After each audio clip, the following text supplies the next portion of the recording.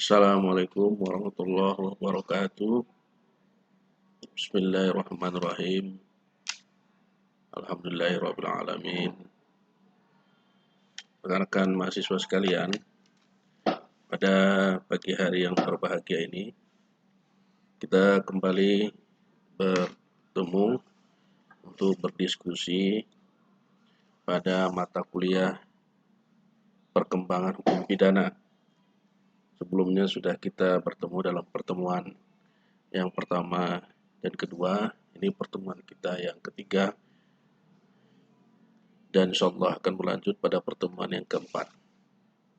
Sebelum kita mulai perkuliahan kita pada pagi hari ini, marilah kita berdoa menurut agama dan kepercayaan kita masing-masing. Semoga kita diberikan tambahan nikmatan berupa penambahan ilmu dan pengetahuan serta penambahan kebijaksanaan sehingga kita bisa melaksanakan pekerjaan dengan baik setiap hari. Doa kita mulai.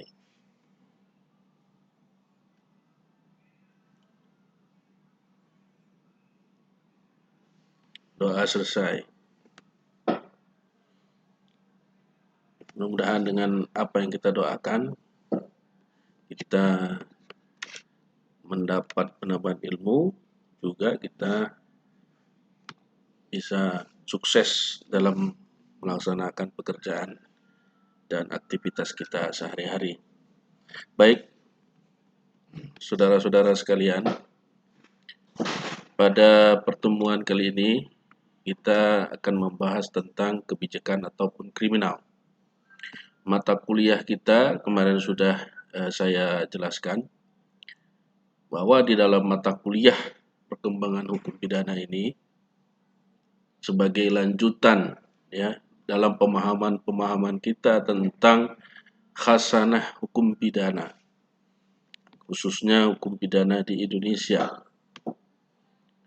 di mana di sini ya saya sudah menjelaskan mengenai deskripsi mata kuliah kita akan melihat teori serta perkembangan teori terkait dengan hukum pidana, teori hukum pidana, kemudian formulasi sanksi atau pemidanaan, dan perkembangan dalam hukum pidana.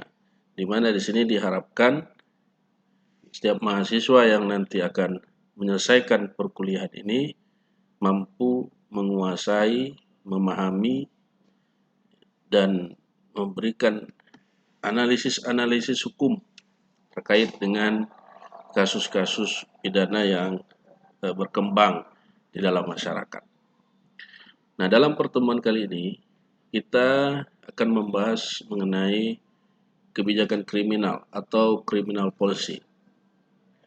Kata kebijakan atau policy ini sering kita dengar, dia digunakan dengan beberapa predikat. Apabila dikaitkan dengan negara, maka kita mendengar istilah kebijakan negara atau state policy. Apabila kita mendengar terkait dengan kebijakan publik yang terkait dengan kepentingan masyarakat, kebijakan terkait dengan masyarakat, dan namanya public policy. Terkait dengan kebijakan sosial, ada namanya social policy. Nah, di bidang hukum ada namanya kebijakan hukum atau legal policy. Sedangkan istilah criminal policy atau kebijakan kriminal itu didefinisikan sebagai National Organization to Respond of Crime. Sehingga pada kata kebijakan merupakan padanan dari kata policy yang lebih ditujukan adanya tanggapan masyarakat atau social response terhadap suatu kejahatan dan segala problematikanya. Nah, jadi di dalam masyarakat ya, kejahatan ataupun tidak kriminal yang terjadi atau tidak pidana yang terjadi akan mendapat tanggapan dari masyarakat. atau social response. Ya. Misalnya apabila ada tindak pidana ataupun kejahatan terkait dengan penyalahgunaan narkotika.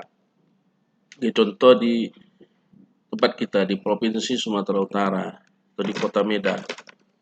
Provinsi Sumatera Utara pada tahun 2019, kemudian pada tahun 2020 berdasarkan hasil penelitian dari BNN dan Universitas Indonesia,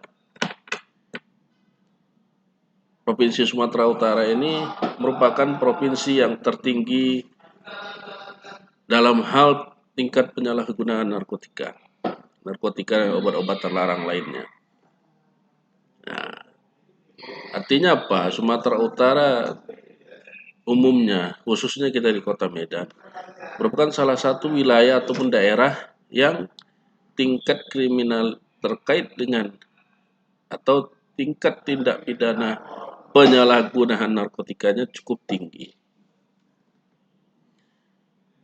Nah, tindakan yang terjadi terkait dengan penyalahgunaan narkotika ini tentunya akan mendapat tanggapan dari masyarakat atau social response dari masyarakat. Ya, masyarakat akan resah, kemudian mendesak aparat-aparat terkait, pemerintah kah atau kepolisian kah atau aparatur pemerintah lainnya untuk melakukan langkah ataupun tindakan-tindakan dalam penanggulangan tindak pidana penyalahgunaan narkotika itu. Nah, itu namanya social response. Kemudian kepolisian akan melakukan langkah, BNN akan bergerak misalnya membuat kebijakan tes urin pada kelompok-kelompok masyarakat tertentu. Kemudian kepolisian bisa melakukan razia. Nah, itu merupakan bagian dari social response. Atau masyarakat kemudian apabila aparat pemerintah yang memiliki kewenangan untuk melakukan social response, untuk melakukan kebijakan-kebijakan untuk menanggulangi suatu tindak kriminal atau tindak pidana, akan melakukan yang namanya Eigenrechtling atau main hakim sendiri kan gitu. Ya, jadi ketika ada suatu aksi kriminal atau kejahatan, masyarakat yang akan menjadi hakim sendiri, jadi polisi sendiri, jadi jaksa sendiri. Nah, jadi dengan demikian kata kriminal pada criminal policy, pada istilah kebijakan kriminal, merujuk pada objek dari kebijakan tertentu. Ada 3 objeknya. Yang pertama tindak pidana, perbuatannya atau kejahatannya itu. Dan yang kedua orang yang melakukan tindak pidana tersebut, yaitu pelakunya, dan sanksinya atau pemidanaannya, hukumannya terhadap orang yang melakukan perbuatan ataupun tindak pidana tersebut. Nah, dilihat dari objeknya tersebut, kebijakan kriminal dapat juga disebut dengan istilah criminal law policy atau kebijakan hukum pidana.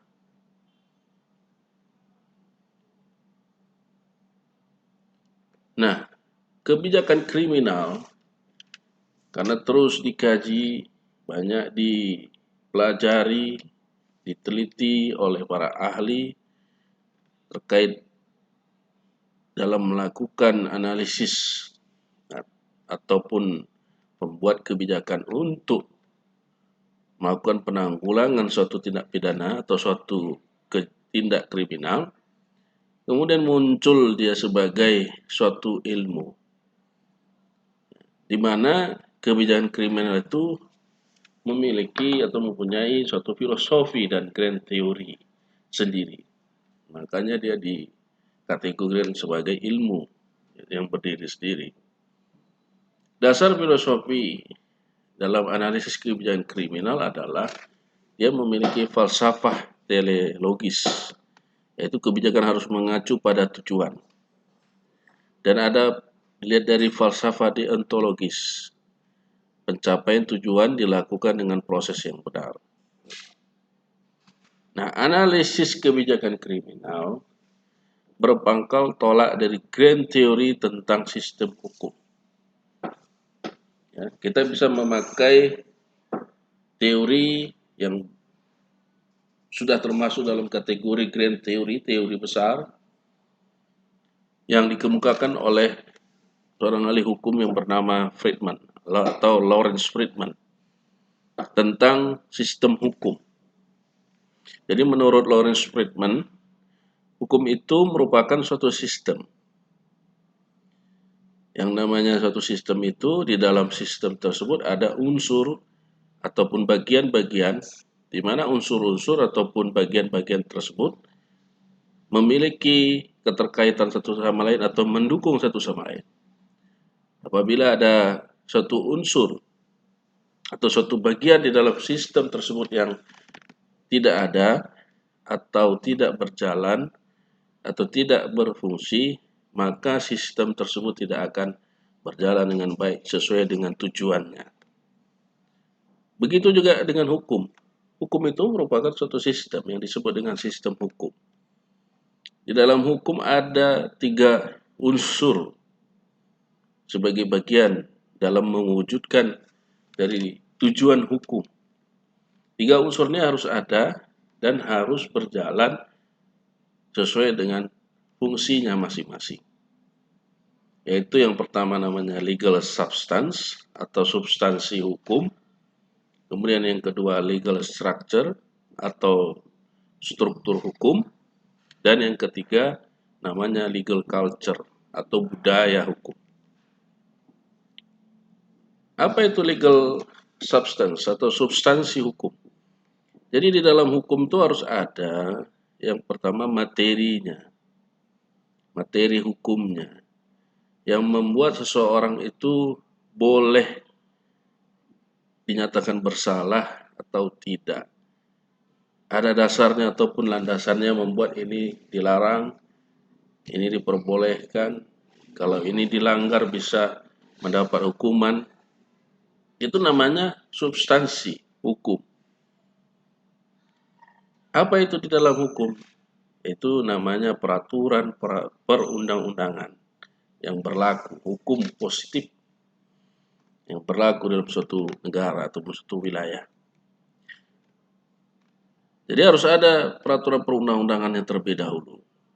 Ya, kalau kita di Indonesia yang dikatakan peraturan perundang-undangan itu peraturan tertulis yang dibuat oleh lembaga yang berwenang untuk membuatnya dan bersifat mengikat pada semua orang atau siapa saja. Istilah peraturan perundang-undangan merujuk dari peraturan perundang-undangan yang tertinggi sampai yang paling rendah. Dalam konstitusi kita tingkatannya pertama yang tertinggi Undang-Undang Dasar Negara Republik Indonesia tahun 1945. Dan di bawahnya ada TAP atau ketetapan MPR. Dan ada undang-undang atau peraturan pemerintah mengganti undang-undang Perpu. Di bawahnya ada peraturan pemerintah. Di bawahnya ada peraturan presiden. Sampai terendah peraturan daerah. Samping peraturan-peraturan lain yang merupakan aturan pelaksana daripada peraturan-peraturan yang telah disebut tadi. Nah, itu semua namanya legal substance. Di bidang narkotika sudah ada peraturan perundang-undangan terkait dengan narkotika. Ada Undang-Undang Narkotika nomor 35 tahun 2009. Untuk tindak pidana korupsi ada Undang-Undang Tipikor. Ada Undang-Undang KPK. Untuk tindak pidana lain masing-masing ada undang-undang. Tindak pidana umum ada KUHP, Kitab Undang-Undang Hukum Pidana. Untuk pelaksanaan ada namanya KUHAP, Kitab Undang-Undang Hukum Acara Pidana. Itu semua sudah ada. Menjadi dasar suatu perbuatan itu bisa dipidana atau tidak bisa dipidana, dihukum, dilarang atau diperbolehkan.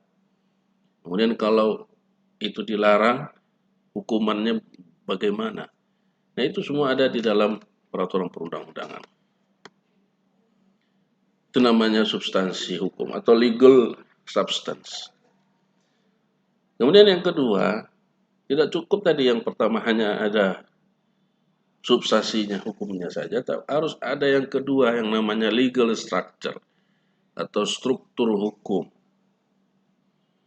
Apa itu struktur hukum? Struktur hukum ini salah satu bagian di dalam hukum yang melaksanakan isi atau apa yang diatur di dalam legal substance tadi, dalam substansi hukum tadi. Peraturan perundang-undangan itu hanya peraturan tertulis yang ada. Baik, legal substance itu hanya materi, ya istilahnya law in a book, hukum yang ada di buku, di kitab, di peraturan-peraturan tertulis. Untuk melaksanakannya harus ada yang menggerakkan, harus ada yang menjalankan. Nah, itu namanya legal structure atau struktur hukum. Apa itu struktur hukum? Di dalam sistem hukum Indonesia ada instansi yang berwenang untuk melakukan implementasi ataupun penegakan daripada substansi hukum yang disebut dengan criminal justice system, sistem peradilan pidana.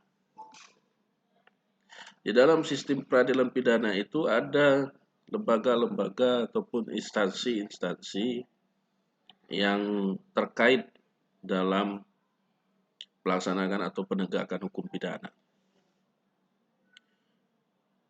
Di bidang penyelidikan misalnya, ada instansi kepolisian yang berwenang untuk melakukan penyelidikan tindak pidana suatu kejahatan ataupun suatu tindak pidana. Kemudian kepolisian ini juga berwenang untuk melakukan penyidikan. Kemudian setelah selesai proses penyidikan ada instansi ataupun lembaga yang berwenang untuk melakukan penuntutan. Menghadirkan pelaku tadi, pelaku tindak pidana untuk dituntut dan dihadapkan ke pengadilan. Dan akhirnya dia akan disidangkan, diperiksa, diadili, dan diberikan keputusan, yaitu disebut dengan lembaga pengadilan. Setelah diputus bersalah oleh lembaga pengadilan, dia akan diserahkan kepada lembaga pemasyarakatan atau lapas untuk dibina atau dimasyarakatkan. Nah, ini yang disebut dengan legal structure. Ya, aparat yang menegakkan hukum yang tergabung dalam criminal justice system. Dan legal structure ini tidak hanya itu. Ada instansi hukumnya, ada lembaga yang berwenang, ada aparaturnya, tetapi juga harus didukung dengan infrastruktur ataupun fasilitas-fasilitas pendukung. Seperti kepolisian atau polisi tidak akan bisa berjalan kalau dia tidak memiliki fasilitas pendukung. Misalnya, polisian tidak akan bisa melakukan patroli kalau tidak ada kendaraan, mobil patroli. Harus diberikan untuk bisa melakukan razia ataupun patroli. Polisi harus punya senjata. Bagaimana mau melawan penjahat yang memiliki senjata juga dan fasilitas-fasilitas pendukung, polisi tidak punya, maka polisi harus diberikan senjata. Itu infrastruktur bagian daripada legal structure, termasuk misalnya kantor ataupun markas kepolisian, kantor kejaksaan ataupun gedung pengadilan. Untuk proses mengadili dari pelaku ataupun terdakwa. Termasuk juga fasilitas pendukung di tingkat lembaga pemasyarakatan seperti lapas, rumah tahanan, ya, lembaga pemasyarakatan yang memiliki fasilitas-fasilitas ataupun infrastruktur pendukung untuk bisa menghasilkan warga binaan yang bisa bermasyarakat. Nah, itu semua tergabung di dalam legal structure. Kedua unsur atau bagian di dalam sistem hukum tadi, substansi hukum dan struktur hukum, tidak akan bisa berjalan dengan baik kalau tidak ada yang satu ini. Harus ada yang ketiga, unsur yang ketiga. Itu disebut dengan struktur hukum atau legal structure. Legal culture atau budaya hukum.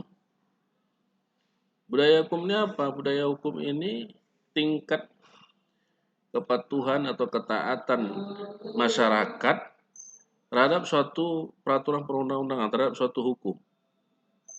Ada ketentuan hukum yang berlaku, ada peraturan perundang-undangan. Bagaimana masyarakat menyikapinya? Apakah dipatuhi atau tidak? Nah, itu namanya legal culture atau budaya hukum. Sudah ada kita peraturan terkait dengan undang-undang narkotika, undang-undang nomor 35 tahun 2009, terkait juga dengan narkotika atau obat-obatan lainnya, sudah lengkap peraturannya ada. Aparat yang menegakkan hukumnya pun atau legal structure-nya itu pun lengkap. Ada kepolisian, ada BNN, sampai kejaksaan dan pengadilan. Nah, tapi kalau masyarakat tidak mematuhi seperti tadi gambaran contoh, bahwa Provinsi Sumatera Utara walaupun bukan termasuk dalam provinsi yang terbesar di Indonesia, tapi pada tahun 2019 dan tahun 2020, berdasarkan penelitian dari BNN Pusat, Provinsi Sumatera Utara merupakan provinsi yang tertinggi tingkat prevalensi atau angka penyalahgunaan terhadap narkotika dan obat-obat terlarang di seluruh Indonesia. Provinsi Sumatera Utara yang tertinggi. Nah, ini menunjukkan bahwa budaya hukumnya lemah. Nah, di situ sistem hukum juga tidak berjalan. Begitu juga dengan tindak pidana korupsi misalnya. Ada peraturan perundang-undangan, ada kepolisian, kejaksaan, malah kalau korupsi ini ada lagi lembaga yang bersifat ad hoc, extraordinary, di luar dari kebiasaan, punya kewenangan yang luar biasa, sering dianggap sebagai super body. Ya, itu namanya Komisi Pemberantasan Korupsi. Dan ada lembaga-lembaga lain, ada BPK yang ini, BPKP yang bersikap internal, inspektorat, semua dalam rangka untuk menegakkan ketentuan-ketentuan dalam pemberantasan tindak pidana korupsi. Tetapi tindak pidana korupsi masih banyak terjadi. Ini terkait dengan budaya hukum atau legal culture. Oke, kita lanjutkan. Kebijakan kriminal ini merupakan bagian dari kebijakan sosial atau social policy yang merupakan pengejawantahan dari kebijakan perlindungan masyarakat atau social defense policy. Di samping ada namanya kebijakan kesejahteraan sosial atau social welfare policy. Jadi sebagai negara yang modern, tujuan bernegara atau tujuan berbangsa itu tidak hanya melindungi segenap bangsa Indonesia ataupun seluruh tumpah darah Indonesia saja. Kita lihat di dalam konstitusi kita, dalam pembukaan Undang-Undang Dasar Negara Indonesia tahun 1945 disebutkan, ya, di samping melindungi tadi segenap bangsa dan tumpah darah Indonesia, ada mencerdaskan meningkatkan kecerdasan bangsa dan juga memajukan kesejahteraan umum. Itu bagian daripada kebijakan kesejahteraan sosial atau social welfare policy. Ini merupakan tujuan daripada negara modern mewujudkan negara kesejahteraan, negara sejahtera atau welfare state. Nah, ini kebijakan kriminal itu bagian dari itu. Kebijakan perlindungan masyarakat, di samping ada kebijakan kesejahteraan sosial. Nah, di dalam criminal policy ada kebijakan legislatif, ada kebijakan eksekutif, ada kebijakan yudikatif. Dalam tataran kebijakan legislatif pada bidang hukum pidana, dilakukan dengan memperhatikan beberapa kecenderungan. Yang pertama ada namanya overcriminalization terhadap berbagai kejahatan-kejahatan konvensional atau sering disebut dengan blue collar crime, sehingga perlu dilakukan kebijakan dekriminalisasi atau depenalisasi. Sebagai contoh, di Undang-Undang Lingkungan Hidup sebelum dicabut beberapa ketentuan pada Undang-Undang Cipta Kerja, di Undang-Undang Lingkungan Hidup ada diatur tentang ancaman pidana ya, ketika dilakukan pelanggaran ketentuan lingkungan hidup. Tapi pada tahun 2020 disahkan Undang-Undang Cipta Kerja terkait dengan pelanggaran pidana di bidang lingkungan hidup. Pada Undang-Undang Cipta Kerja itu sudah tidak ada lagi atau dicabut. Itu namanya dekriminalisasi atau depenalisasi. Nah, kemudian ada kebalikannya yang kedua, yang disebut dengan kriminalisasi atau penalisasi, dihilangkan D-nya. Nah, ini under legislation terhadap berbagai kejahatan-kejahatan yang baru, terutama yang memanfaatkan teknologi informasi, ya, yang disebut dengan white collar crime, maka dibuat suatu kebijakan untuk melakukan kriminalisasi. Sebagai contoh, Undang-Undang ITE lahir tahun 2008. Ya, sebelum tahun 2008 internet itu sudah banyak dipakai di dunia, masuk juga di Indonesia. Tetapi orang misalnya menulis, memposting ataupun membuat dapat diaksesnya suatu konten-konten di media sosial atau di internet yang bernuansa pencemaran nama baik, ya, sebelum Undang-Undang ITE sebelum 2008 itu tidak bisa dihukum, tidak bisa dipidana. Tapi pasca Undang-Undang ITE tahun 2008 itu bisa dipidana. Ini namanya kriminalisasi atau penalisasi.